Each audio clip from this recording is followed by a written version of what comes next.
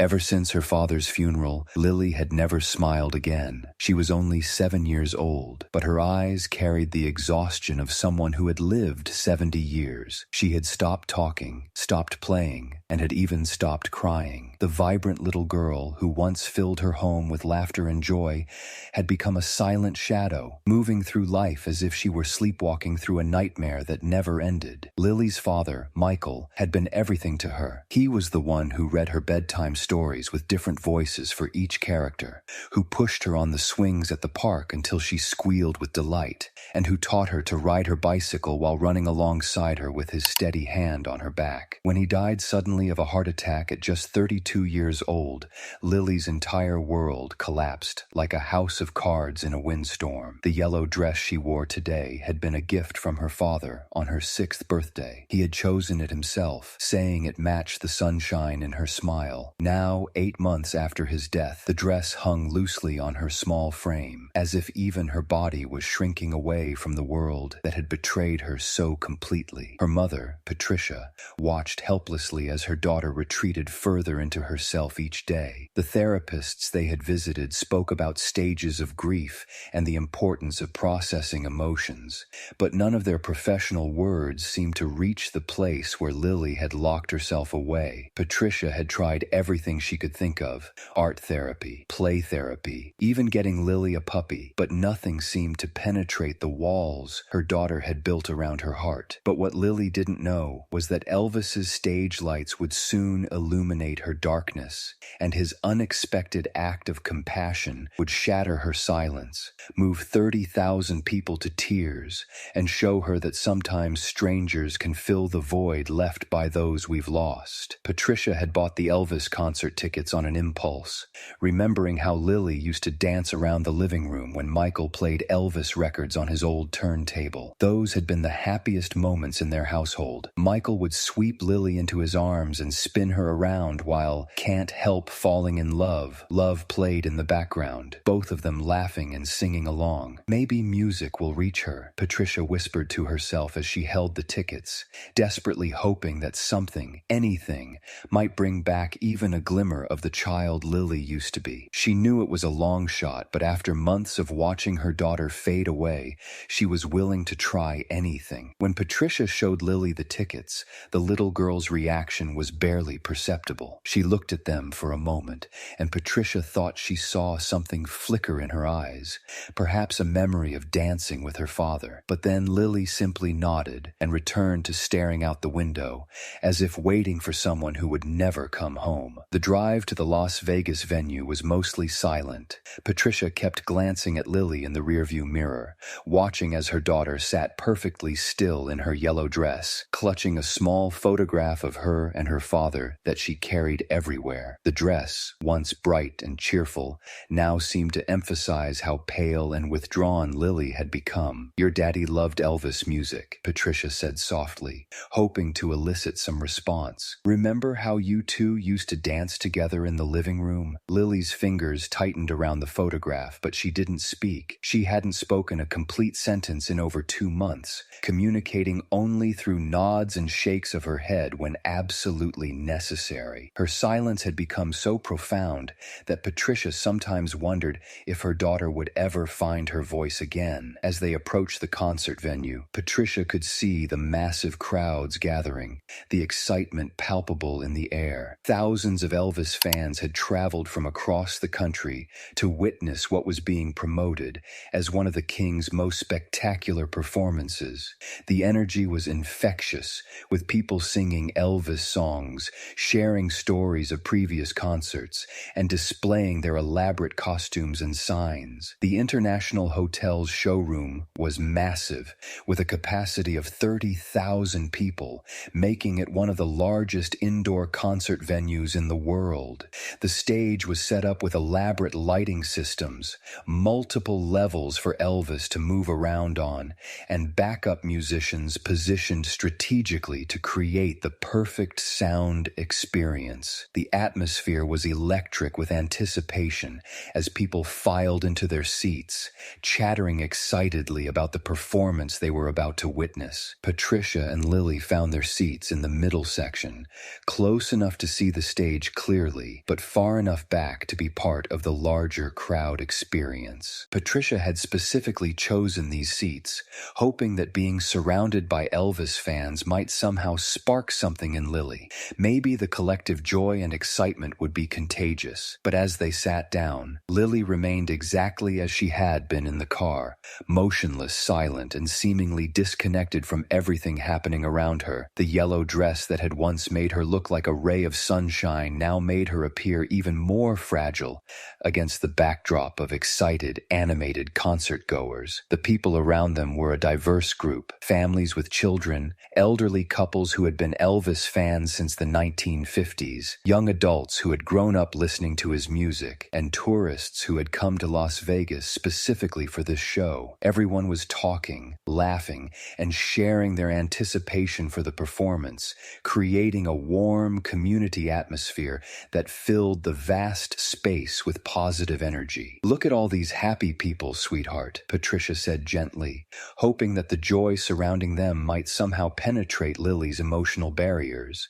But Lily simply stared straight ahead toward the empty stage, her small hands folded in her lap, the photograph of her father barely visible between her fingers. A family with 2 young children sat in the row in front of them, and Patricia watched with a mixture of hope and heartbreak as the children chattered excitedly about seeing Elvis. The little boy, who appeared to be about Lily's age, was wearing a miniature version of Elvis's famous jumpsuit, complete with fake sideburns drawn on with washable marker. His sister, slightly younger, kept practicing Elvis dance moves in her seat, making her parents laugh with her enthusiastic hip swivels. Patricia hoped that seeing other children having fun might encourage Lily to engage, but her daughter seemed to look right through them, as if they existed in a different dimension from the one she now occupied. The contrast was heartbreaking. Here were children filled with joy and excitement, while Lily sat like a ghost among the living. When the lights dimmed and the crowd's roar reached a crescendo, even Patricia felt her heart skip a beat. She had forgotten how powerful the collective energy of 30,000 people could be, how it could make you feel like you were part of something much larger than yourself. For a brief moment, she allowed herself to hope that this energy might somehow reach Lily too. Then Elvis appeared, and the entire venue erupted into pure pandemonium. He wore his iconic white jumpsuit with elaborate gold and crystal beading that caught the stage lights like captured stars. His presence was overwhelming, commanding, charismatic, and somehow larger than life, even in a venue filled with thousands of people. The crowd's reaction was immediate and visceral, with people jumping to their feet, screaming, and reaching toward the stage as if they could somehow touch their idol. "Good evening, Las Vegas," Elvis called out, his voice carrying easily over the sound system and somehow reaching every corner of the massive venue. His smile was genuine and warm, and even from their seats in the middle section, Patricia could see why people were so drawn to him. There was something about his presence that made each person in the audience feel like he was performing just for them. Elvis launched into his opening number, and the band behind him created a wall of sound that was both powerful and nuanced. The backup singers, dressed in flowing gowns that moved with the music, provided perfect harmonies, while Elvis commanded the stage with movements that seemed both rehearsed and spontaneous.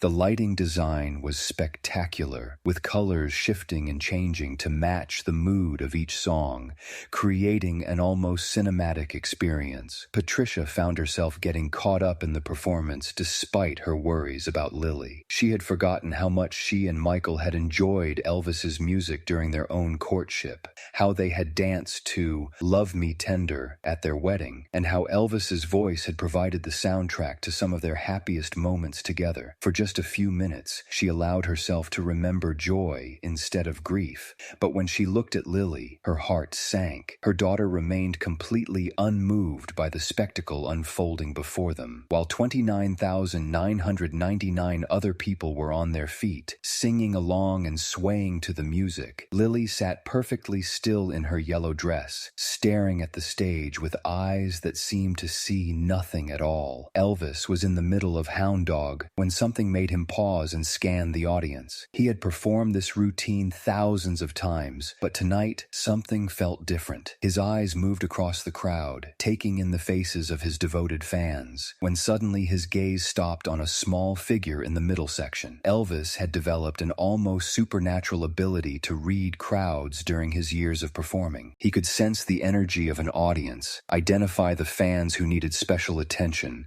and somehow connect with individuals even in venues filled with thousands of people. But when his eyes found Lily, he felt something he hadn't experienced before, a profound sadness that seemed to radiate from this small child like a physical force. While everyone around her was caught up in the joy and excitement of the performance, Lily sat perfectly motionless in her bright yellow dress, looking like a wilted flower in a garden full of blooms. Her stillness was so complete, so profound, that it stood out even more dramatically against the animated crowd surrounding her. Elvis could see that she was holding something in her hands, something she was gripping tightly as if it were a lifeline. Without breaking his performance, Elvis continued singing, but kept part of his attention focused on this mysterious child. He had seen sad fans before, people dealing with personal struggles who came to his concerts seeking escape or comfort. But there was something different about this little girl, something that spoke to a deeper kind of pain than the usual heartbreak or disappointment that brought people to his shows. As he moved into the next verse of Hound Dog, Elvis found himself modifying his usual stage movements to position himself where he could get a better look at the child. From this new angle, he could see more clearly the way she held herself, not just sad, but somehow absent, as if her spirit had partially departed from her small body. The woman sitting next to the child, presumably her mother, was watching the performance with obvious enjoyment, but Elvis could see the way she kept glancing at her daughter with worry and hope in her eyes.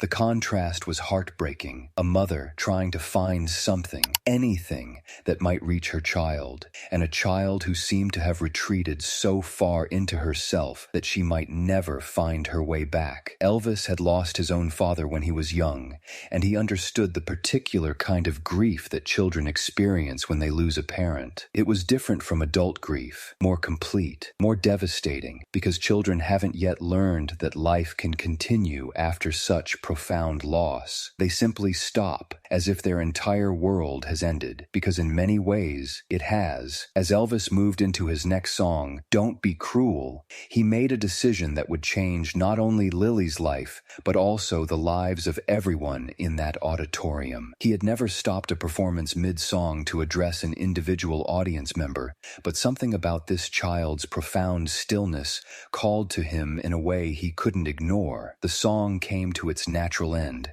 and instead of immediately launching into the next number, Elvis walked to the edge of the stage, closest to where Lily was sitting. The crowd sensed that something unusual was happening, and a hush fell over the venue as 30,000 people turned their attention to their idol, waiting to see what he would do next. "Ladies and gentlemen," Elvis said, his voice taking on a different quality, softer, more intimate despite the microphone amplification. "Before we continue tonight, I want to share something with all of you. Music has the power to heal broken hearts, to bring light into dark places, and to remind us that we're never truly alone in this world." The audience listened with rapt attention. Many Elvis fans had attended multiple concerts, but they had never heard him speak so personally, so directly about the deeper meaning behind his music. There was something in his voice that suggested this wasn't part of his usual performance routine, but rather something spontaneous and deeply felt. "Sometimes," Elvis continued,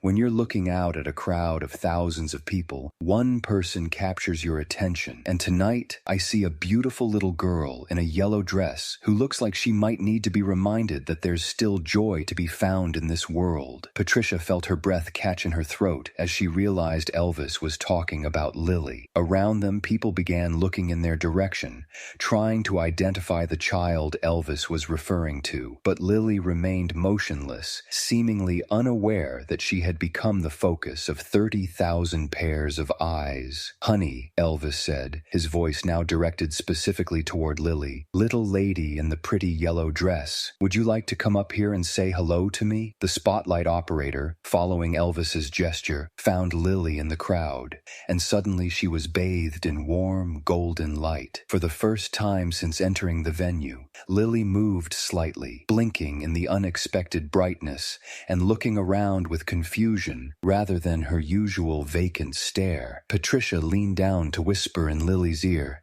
"Sweetheart, Elvis wants to meet you. Would you like to go up there?" For a moment, Lily looked directly at her mother, the first real eye contact they had shared in weeks. Patricia could see something stirring behind her daughter's eyes, a flicker of the child who used to exist before grief had taken up residence in her heart. "It's okay, baby," Patricia continued gently.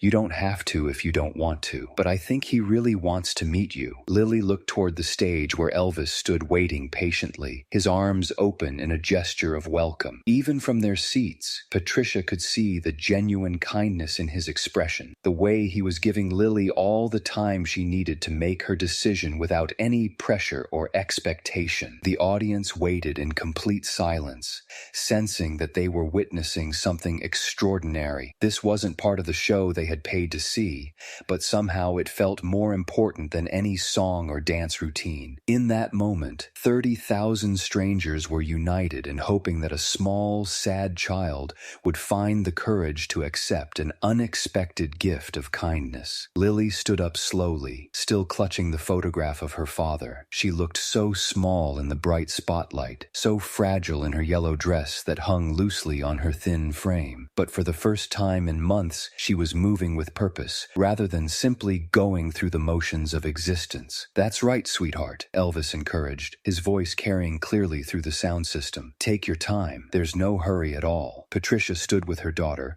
ready to accompany her to the stage if needed, but also prepared to respect Lily's decision if she chose not to go. She had learned not to push too hard, not to force interactions that might cause Lily to retreat even further into herself. But something about Elvis's invitation was different from all the other attempts to reach Lily that had failed over the past 8 months. Maybe it was the genuine warmth in his voice. Maybe it was the way he was waiting so patiently. Or maybe it was simply that grief recognizes compassion when it encounters it. Whatever the reason, Lily took a tentative step toward the aisle. As Lily began walking toward the stage, Patricia beside her, the audience started to applaud. But this wasn't the wild, enthusiastic applause typical of an Elvis concert. Instead, it was something softer, more supportive, the kind of applause that says, "We believe in you," and "You're safe here." The sound seemed to give Lily strength, and her steps became slightly more confident as she made her way down the aisle. Security personnel and venue staff appeared to help guide them through the crowd, but they did so with unusual gentleness, clearly understanding that this was a delicate moment requiring special care.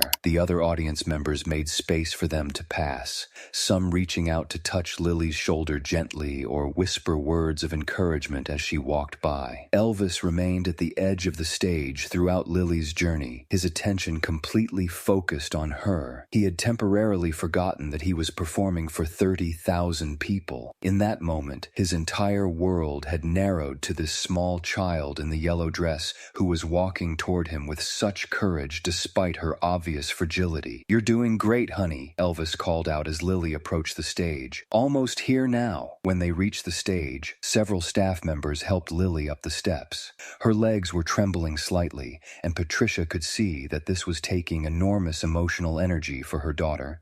But Lily kept walking, kept moving forward, driven by something that even she probably couldn't have explained. Elvis knelt down to Lily's level as she reached the center of the stage, bringing himself to her eye level so she wouldn't be intimidated by his height or the overwhelming nature of performing in front of such a massive audience. Up close, Patricia could see that his stage makeup couldn't completely hide the genuine emotion in his eyes as he looked at her daughter. "Hi there, beautiful," Elvis said softly, his voice now gentle and conversational rather than performative. "What's your name?" Lily looked at him for a long moment without speaking. Patricia held her breath, hoping that her daughter might find find her voice again after so many months of silence, but Lily simply stared, as if trying to decide whether this stranger could be trusted with whatever secrets she was carrying. "It's okay if you don't want to talk right now," Elvis said, his patience apparently infinite. "Sometimes when we're sad, words don't come easily, but I bet you have a beautiful name to match that beautiful yellow dress." Patricia was about to step forward and answer for her daughter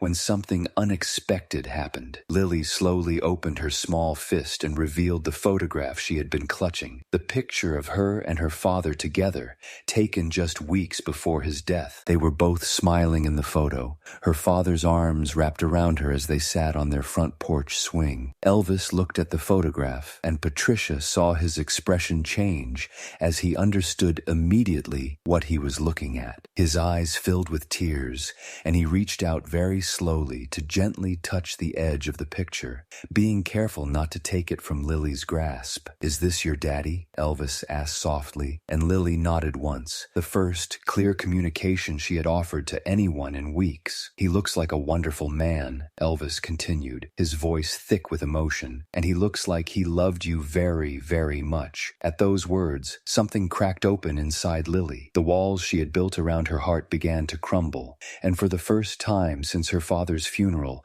tears began to flow down her cheeks. But these weren't the silent, careful tears she had shed in private. These were the releasing sobs of a child who had finally found someone who understood her pain. "My daddy's gone," Lily whispered, her voice barely audible but carrying clearly through Elvis's microphone to every corner of the venue. Those 3 words, the first complete sentence she had spoken in months, hit the audience like a physical blow. Patricia could hear people throughout the auditorium beginning to cry, their hearts breaking for this small child's loss. "I know, sweetheart," Elvis replied, his own voice breaking slightly. "I know he's gone, and I know how much that hurts. It hurts so bad that sometimes it feels like you might break into pieces, doesn't it?" Lily nodded, the tears coming faster now as someone finally understood exactly how she felt. Elvis reached out and very gently wiped a tear from her cheek with his thumb, the gesture so tender and paternal that Patricia felt her own tears begin to fall. "You know what I think?" Elvis said, still speaking directly to Lily, but knowing that his words were being heard by 30,000 people who were hanging on every syllable. "I think your daddy is still with you, right here." He placed his hand gently over Lily's heart. "All that love he gave you,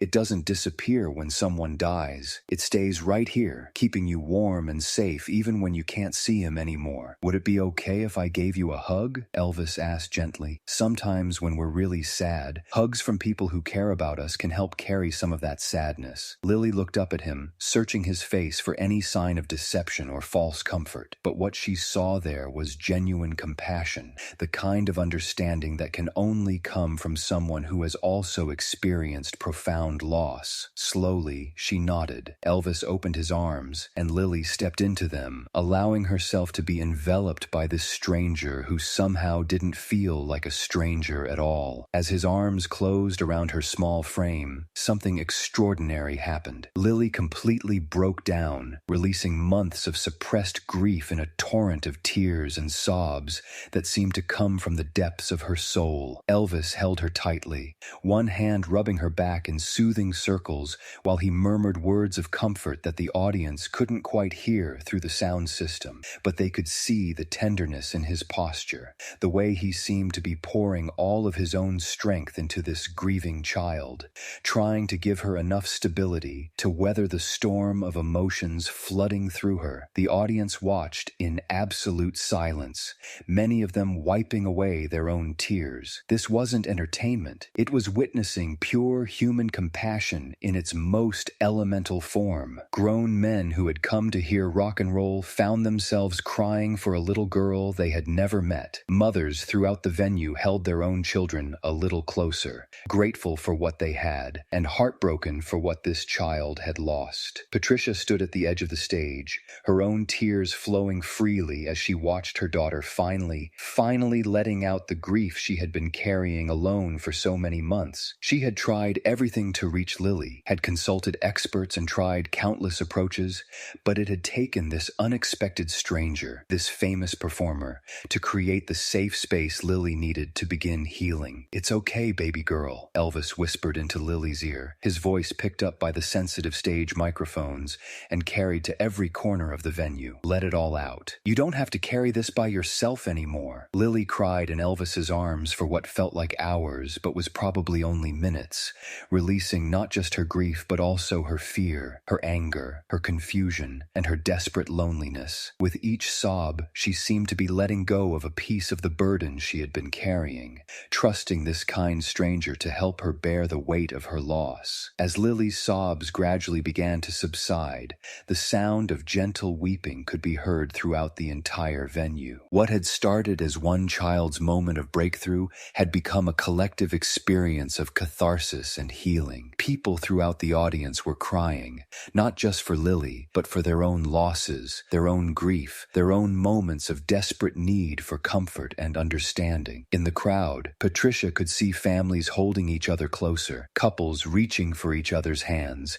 and strangers offering tissues and gentle words to those around them. Elvis's simple act of compassion had somehow opened the hearts of 30,000 people, creating a momentary community bound together by shared humanity rather than just shared musical taste. When Lily finally pulled back from the embrace, her face was flushed but somehow brighter than Patricia had seen it in months. The tears had washed away something that had been obscuring her natural light, and for the first time since her father's death, she looked like a child again rather than a miniature adult carrying unbearable sorrow. "Feel better?" Elvis asked softly, and Lily nodded, managing a small smile, the first genuine smile Patricia had seen from her daughter since the funeral. "Good," Elvis said, reaching up to smooth Lily's hair back from her face.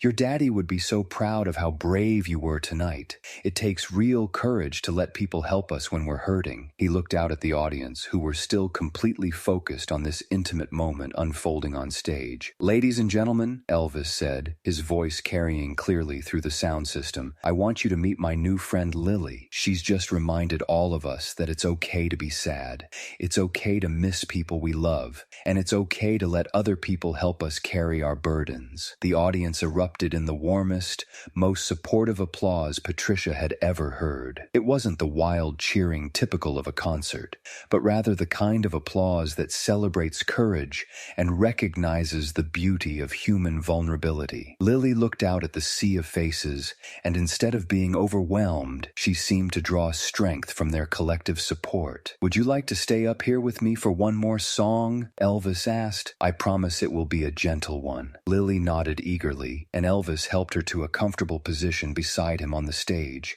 keeping one protective arm around her shoulders. Elvis turned to his band and said, "Boys, let's play Love Me Tender for Lily and her daddy, and for everyone else who needs to be reminded that love never really dies." As the gentle melody began, Elvis's voice took on an even softer quality than usual. He wasn't performing the song as much as he was offering it as a gift to Lily, to her father's memory, and to everyone in the audience who had ever experienced the kind of loss that threatens to break the heart permanently. Lily stood beside Elvis throughout the song, sometimes looking up at him with wonder, sometimes gazing out at the audience with growing confidence, and sometimes closing her eyes as if absorbing the music directly into her healing heart. The audience sang along quietly, their voices creating a harmony of support and love that filled the entire venue with warmth. During the instrumental bridge, Elvis knelt down to Lily's level again. "I want you to remember something, okay?" he said softly. "What?" Lily asked,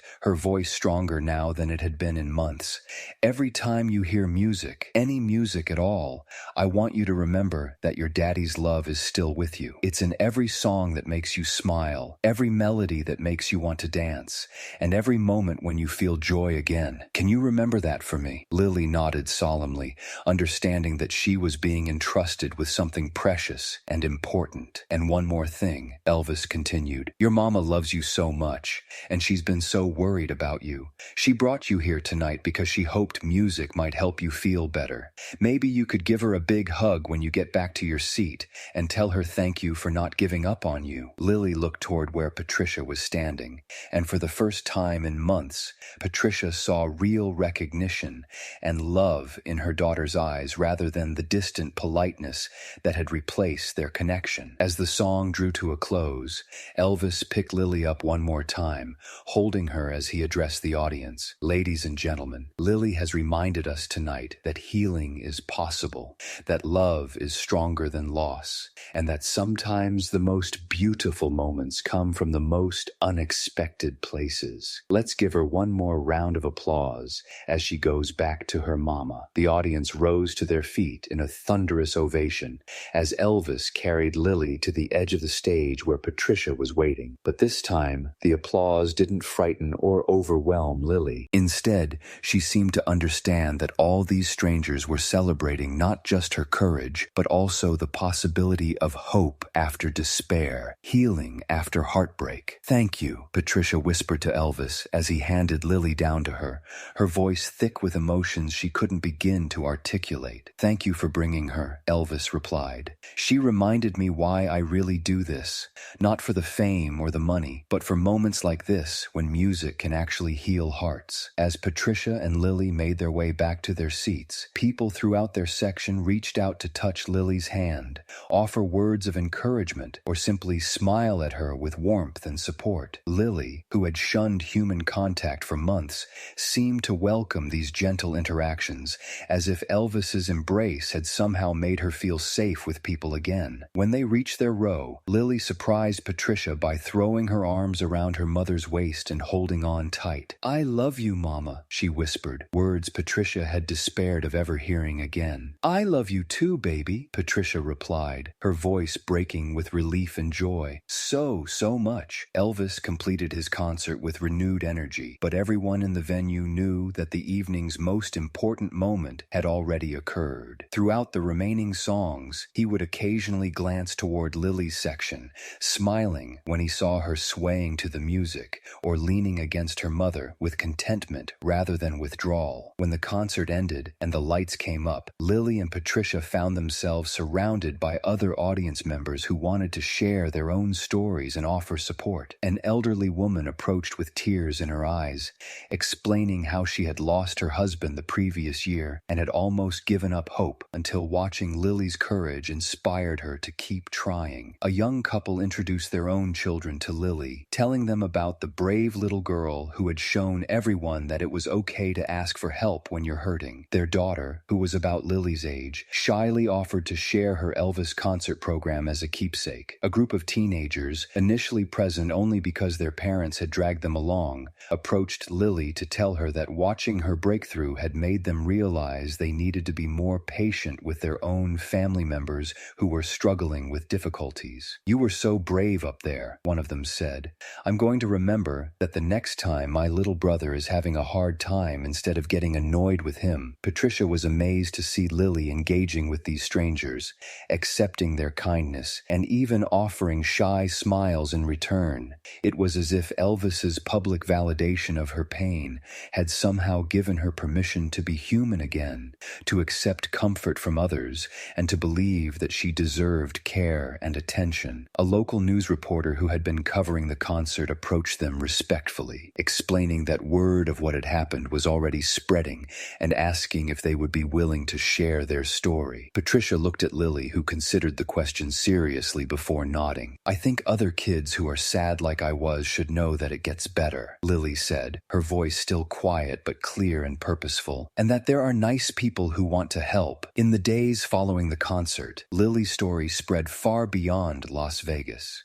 Local newspapers picked up the story first, with headlines like "Elvis Stops Concert to Comfort Grieving Child" and "The Night the King's Heart Melted 30,000 Fans." But soon, national media outlets were covering the story, and it became a symbol of hope for families dealing with loss and trauma. Child psychologists began using Lily's story as an example of how breakthrough moments can occur when children feel truly understood and accepted in their pain. Grief counselors incorporated the lessons from her experience into their therapeutic approaches, emphasizing the importance of meeting children where they are emotionally, rather than trying to force them through predetermined stages of healing. Elvis himself was deeply moved by the response to that evening. In interviews, he spoke about how Lily had reminded him of the real power of music and human connection. "That little girl taught me more in 5 minutes than I learned in years of performing," he said. "She showed me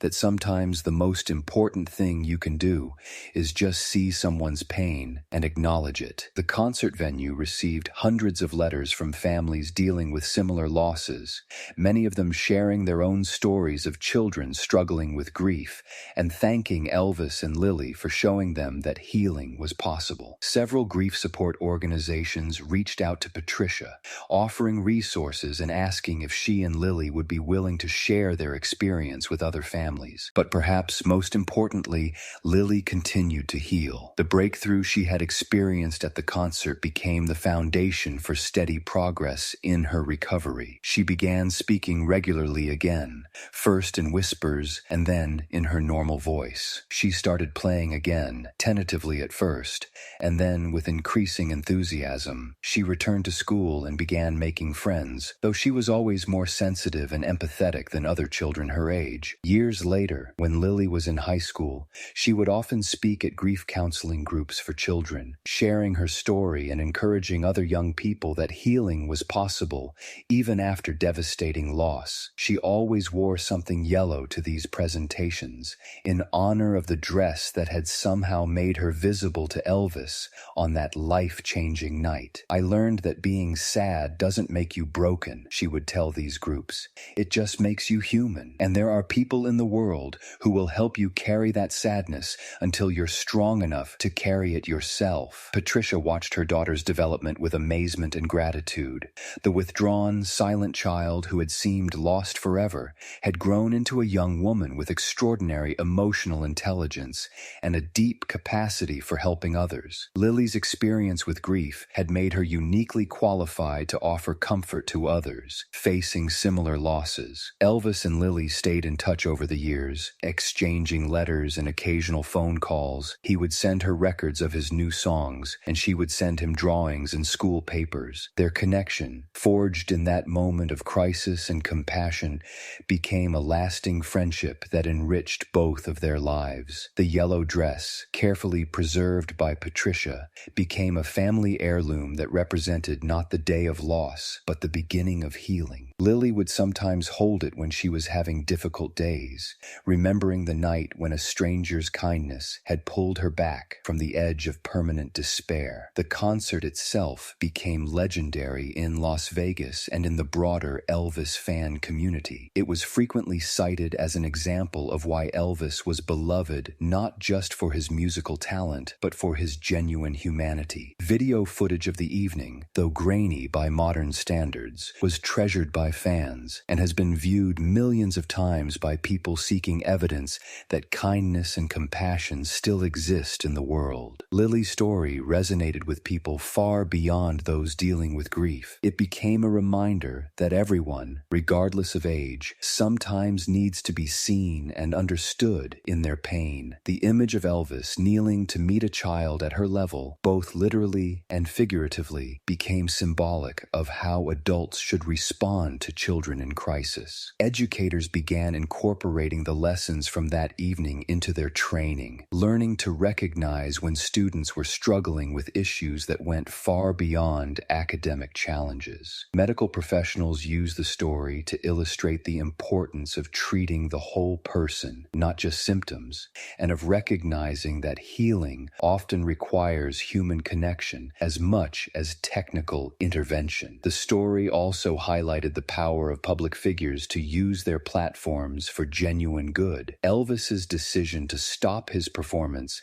and focus on one hurting child showed that fame and influence could be used to create moments of profound healing rather than just entertainment. For Patricia, watching her daughter's recovery and the broader impact of their story reinforced her belief that even in the darkest moments, hope can emerge from unexpected sources. The concert tickets she had purchased on desperate impulse had led not only to her daughter's healing, but to a ripple effect of compassion that touched thousands of lives. In the end, the night that began with a silent, withdrawn child in a yellow dress concluded with a demonstration of how human compassion can transcend boundaries of fame, age, and circumstance. Elvis's simple act of noticing one person's pain and responding with genuine care created a moment that would be remembered and celebrated for decades. Lily learned that healing doesn't mean forgetting those we've lost, but rather learning to carry their love with us as we continue living. She discovered that accepting help from others isn't a sign of weakness, but of wisdom, and that sharing our pain can actually diminish its power over us. The 30,000 people who witnessed that evening learned that the most powerful performances aren't always the ones that entertain us, but sometimes the ones that remind us of our shared humanity. They saw that true greatness lies not in talent or fame, but in the willingness to set aside our own agenda to meet someone else's need for compassion. Elvis, at the height of his career and fame, demonstrated that the greatest gift he could offer wasn't his voice or his charisma, but his authentic care for another human being. In choosing to see and respond to one child's grief, he created a moment of healing that extended far beyond that concert hall and continues to inspire acts of kindness today. The story of Elvis and Lily reminds us that in a world that can sometimes seem cold and indifferent, there are still moments of pure grace waiting to unfold. Sometimes they come from the most unexpected sources. Sometimes they happen when we least expect them, but they are always there for those who have the courage to remain open to the possibility of healing, hope, and human connection.